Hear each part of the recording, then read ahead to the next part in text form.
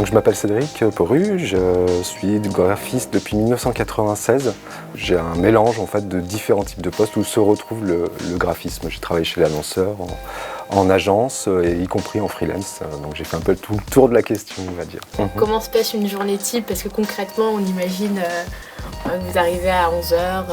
Alors non, on n'arrive pas à 11h, mais c'est vrai que le matin, on n'est pas très vaillant.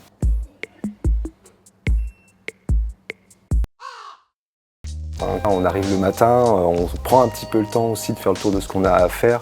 On est obligé de s'organiser, et ce dès le matin, même si on prend vraiment beaucoup de temps. Du coup, l'après-midi, ça continue de la même manière ou... Oui, alors c'est même plus violent l'après-midi. Pour un graphiste, il n'y a pas vraiment de fin de journée. Je connais très peu de graphistes qui commencent un boulot, qui l'arrêtent en plein milieu. Quand on est dans un processus créatif, forcément, on laisse aller jusqu'à ce que le boulot soit terminé. Donc on peut finir extrêmement tard. C'est d'ailleurs pour ça que le matin, on n'est pas très vaillant. Il faut une ambiance très détendue. Un peu le problème aussi de ce genre de métier, c'est qu'on a besoin d'avoir sa tête complètement libre pour pouvoir créer. Et en même temps, on est dans un cadre extrêmement strict. Et donc, il faut savoir travailler détendu et avoir la tête quand même bien concentrée sur ce qu'on fait. Et bien répondre aussi à la demande du client.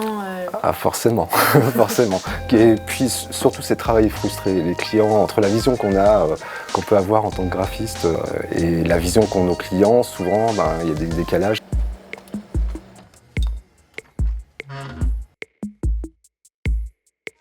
Vous êtes un peu comme un grand enfant.